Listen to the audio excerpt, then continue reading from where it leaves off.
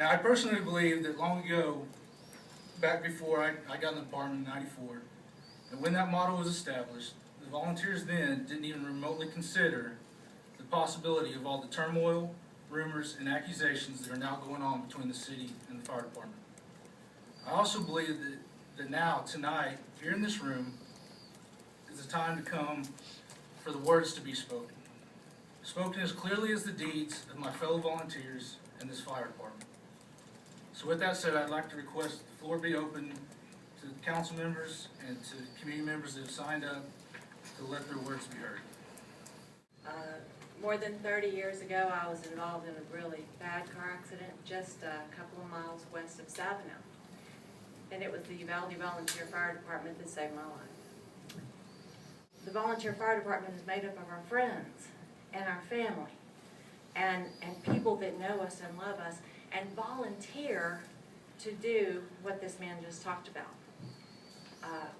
I'm here today because of that, and my children are here today, Chance and Megan and Kevin, are because of that. If you start to get critical and lose sight of what they're doing, what would this city do without them? Or, you know, do we have some money in place in case the Volunteer Fire Department decided not to volunteer? You know, do we have the equipment? Do we have the funds? Do we have the personnel? I mean, what would we do without them? I'm one of the people that the volunteers helped quite a bit. I was in a pretty bad accident several years ago. 3-vehicle accident, 2 fatalities, 2 burning vehicles that burned to the ground.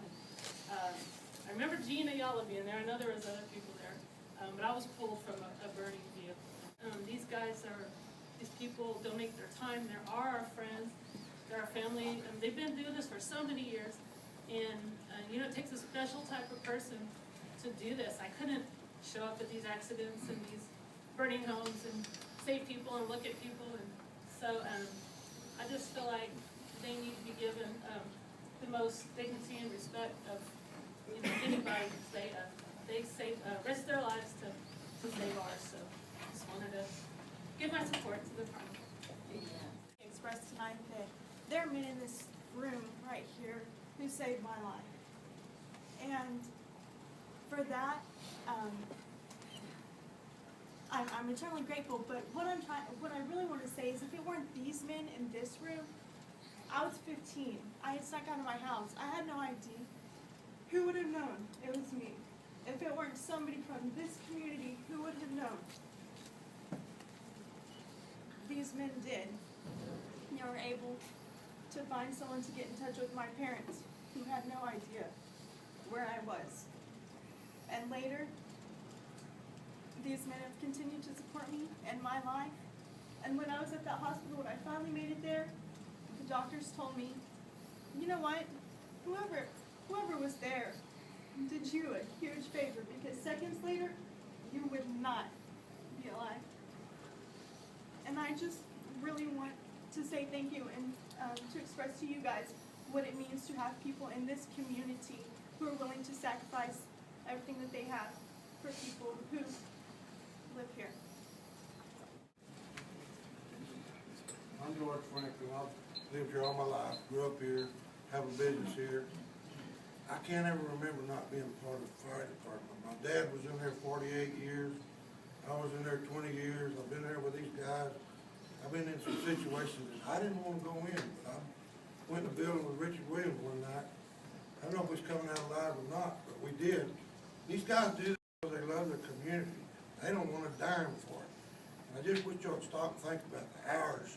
You get home 3 o'clock in the morning, you've been at the fire, you don't go to bed. You bathe and you wash your hair about a dozen times before your wife will let you in bed. But they spend a lot of time training, practicing, saving lives, saving homes. You just need to stop and think what you got. You can't put a dollar value on what you got with a volunteer fire department. Thank you. It also in the Bible it talks about, if I offend you, I'm supposed to go ask your forgiveness. If you offend me, I should just give you my forgiveness. Well, there's some of you out here, I know, that I've offended. Talked about, been mad at. And I ask you to forgive me.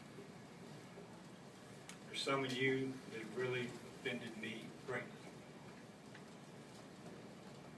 But I forgive you. That's the only way this crap is going to get resolved. The city and the fire department have met numerous times. We're at an impasse. It's become personal, it's become finger pointing, it's become you did this, you did that, on both sides. And it's not going to work for us to meet together anymore without somebody to sit down and help us. Hazel recommended that we hire a mediator. I spoke to a mediator last night. He agreed to meet with the fire department, the city of Uvalde. I talked to Richard last night. I know they had a fire meeting, and I asked Richard to ask the firemen to agree to do that. The city will pay the bill for the mediation. It will be non-binding, but hopefully it would help resolve these issues. A lot of people out there with questions, and I can see it in their eyes and in their actions, why are we here? And I think it's important that they understand.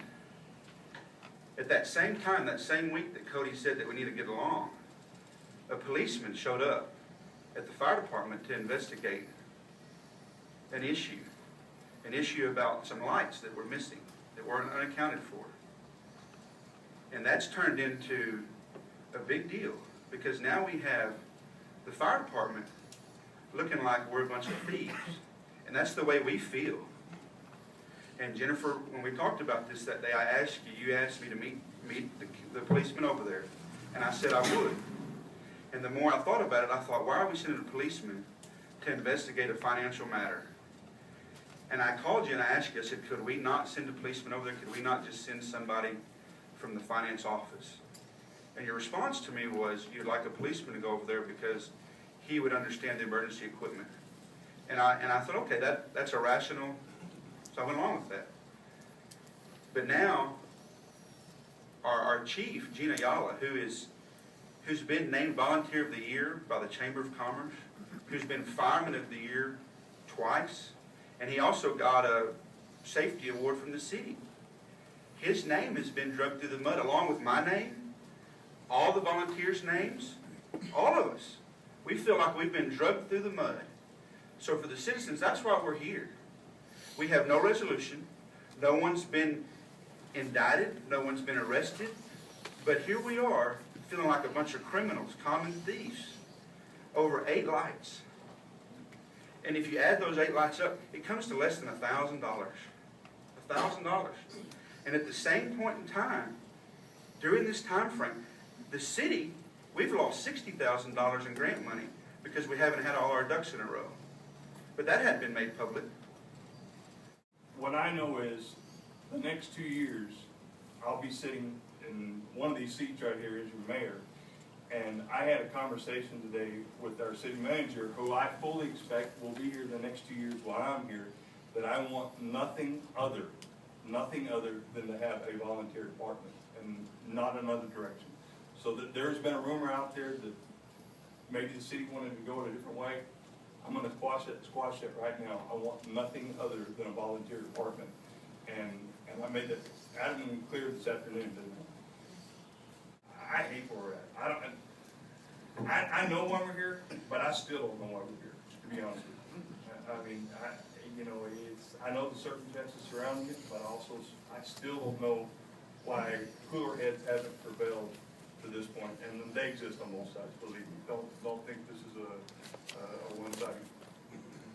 one-sided deal at all. So, I hope we get this resolved in the future, and I'm going to make sure and do everything in my power that we will.